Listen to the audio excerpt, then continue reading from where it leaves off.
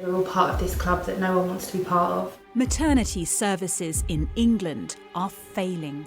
For them it's a bad day at work. For us it's the rest of our lives. We're about to find out just how badly. We always do the best that we can, but we need to be heard. A government-commissioned report is set to deliver its verdict. Who's going to be accountable for everything that's been set out for changes? Staff and families agree change is needed. Is all of that achievable?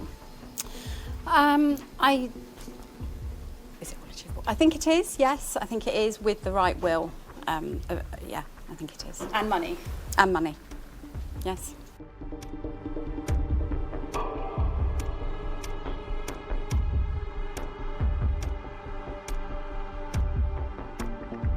The families in this room have suffered some of the worst pain and grief imaginable. They say they and their babies were harmed or died due to failures by the same trust, Barking, Havering and Redbridge University hospitals. Some have decided to remain anonymous.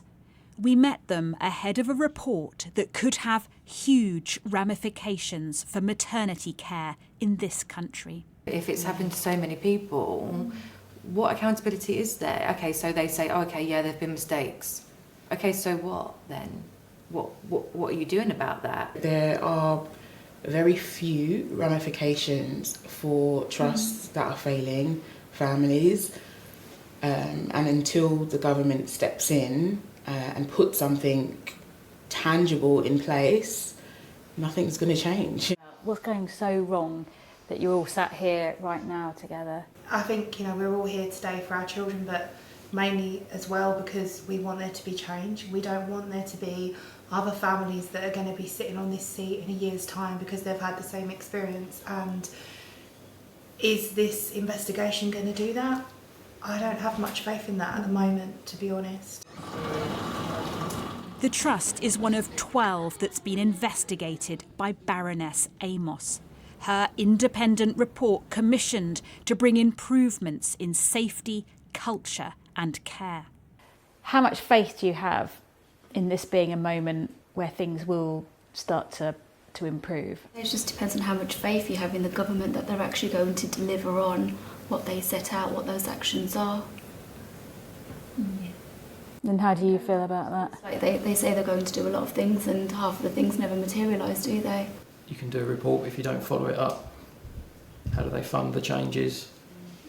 There's lots of things that have got to go into that. You can say what needs to be done, but then how do you implement that change? Especially with West Streeton leaving, who's going to be accountable for everything that's been set out for changes? Like, are they going to review it in a year's time? These are things that concern me hugely. He was the one that, had met families, working alongside, the report. So again, another change, it feels like nothing will be done. Some of the harmed and bereaved mothers here shared their experiences with Baroness Amos. Leaving the hospital without your child is the most unnatural thing that parents can do. We since found out that actually when we left the hospital, our baby was placed in a store cupboard on his own for 4.5 hours before someone come and got him and took him to the mortuary. That worst moment of your life when you leave without a baby, that whole world that you imagined is snatched away from you, and that final moment is so important. And even at that final moment, we were just so let down. I didn't injure my baby didn't injure herself. She was injured by prolonged excessive force of the instruments and the lack of care from everyone. There was nobody in that hospital that day, the day that I delivered my baby, that showed an ounce of empathy.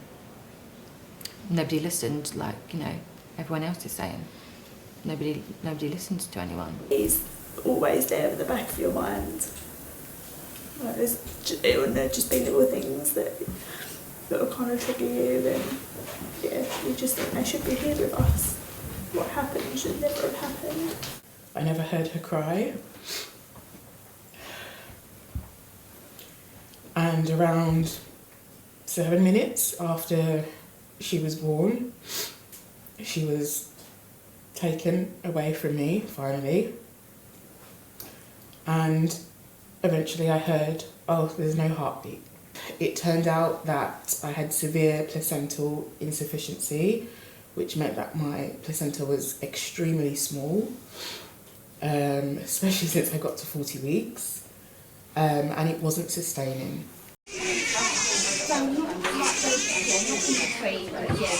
Barking, Havering and Redbridge University Hospital has improved. The Care Quality Commission rating recently changed from requires improvement to good. Sky News has been granted rare access to its wards. Your contractions, you're doing quite well, yes? You're expected to contract 3 to 4 in 10 minutes. At the moment you're contracting 4 in 10, that means you're making progress. Jade's in active labour, her whole pregnancy coming with maternity care under the spotlight. We hear a lot about maternity units, and we know maternity units aren't always doing as well as they should be. How much did you think about that when you were deciding where to go to have this baby? I think there's a lot of stuff in the press, and then you only ever hear the bad news. But actually, like when I've had to come into triage, they've been bang on. Just been really good care all round. How are you feeling about becoming a mum for the first time? Nervous. Yeah, nervous. But I think the midwives help you. They really do reassure you. So at the moment, it's been a really nice journey. Yeah, and I've been enjoying my induction process. While maternity care here is good overall, the CQC said safety still requires improvement, and staffing continues to be an issue. It's been a challenge. Being a midwife can be of a challenge, but it's a rewarding job. Lately, we've been very busy. Queen's is a big hospital, and we are unfortunately short of staff sometimes. And I think this is a national issue, isn't it? And I'm looking forward to what the government are doing in terms of supporting, the system. So how do you feel when you hear some midwives saying they feel ashamed, embarrassed to tell people they're a midwife? It is sad because we have, even staff on the shop floor that do, express that concerns to us that, coming to work, hearing what is going on the social media is like they are being battered despite the fact that they are giving all their best. This is England's third largest maternity unit. Over 7,000 babies are born here every year. And although they've turned a corner here, the local population is growing, which is only going to add to the demands on services. Midwifery has some of the highest sickness rates among health staff. The Royal College of Midwives says around 45% have burnout, often or always. Sam only qualified in January. What goes through your head when you read all the headlines about maternity services, about midwives? It saddens me because it's not us personally, it's the bigger support behind us. It's bigger than that. And I feel like we need to be heard, and we need that support behind us to help us do the best that we can. I mean, we always do the best that we can, but we need to be heard. Did you ever think twice about becoming a midwife, given all the negative headlines? No, not at all. No. Despite the negative headlines, we are, individual midwives, and we all have our own minds and our own hearts, and we step in every day, we do our best every day, and we support our women, we give them what we need, and make our women happy. For me, that's all that matters, I think that trying to make real changes, impactful recommendations that will make changes and meet the needs of families is going to be quite challenging, because I think that those things aren't necessarily the same. Yeah.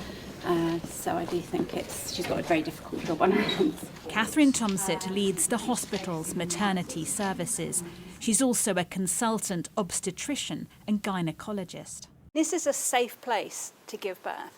Yes, it is a safe place to give birth, and I would want to reassure any woman and their family who's thinking of having a baby that we do deliver safe care here. I think it's a really difficult time for women and families who are having a baby because of the negative media around maternity services. Do you agree it has been failing and it has been letting down families in the past? We have been on an improvement journey, and in the past we haven't always provided the care that our families could deserved. I'd like to say sorry to any families who have had a poor experience with us. We are confident that the improvements that we have made mean that we are now delivering safe care. How would you reassure families who've been harmed or been through bereavement that other families won't go through something similar? Our stillbirth rate has fallen. Our women and their families are reporting a better experience. So we're really proud of all of the work that the maternity team have done to deliver this. Sustainability is our next part of our journey. How are you going to meet the challenge of increasingly complex pregnancies and births in the future? We need different types of staff, so different staffing models to provide different types of care. And we need staff with more specialist skills to meet the complexity of women coming into our services going forward. And we also need to think about things like interpreting services, because we know that around about half of our women and families don't speak English as their first language. So there are lots of considerations to be able to meet the demands going forward. That is a big wish list. Is all of that achievable? Is it all achievable? I think it is, yes. I think it is with the right will. Yeah, I think it is. And money. And money, yes. Over the last decade, hundreds of recommendations have been made about maternity care, following a series of scandals and high-profile inquiries. That's why families still question whether anything will ever change. Why does this need to come down to bereaved families? Why do we need to sit here today to try and again, raise awareness and get some kind of accountability when we've been through enough? We've been fouled in the worst way, and yet we're still, every day having to show up, having to fight. We just hope that this report will give some sort of change that should have been done years and years and years and years ago. But based on what we've experienced, I really can't see it happening. For them, it's a bad day at work. For us, it's the rest of our lives. It's not, You're living with that pain. Living with that pain forever. This isn't something where in 5 years' time it won't hurt any less. In 10 years' time, if I live until I'm 80, I'm still going to have that pain of not being able to watch my daughter grow up because of somebody else's and because of a trust's actions. That doesn't get easier with time.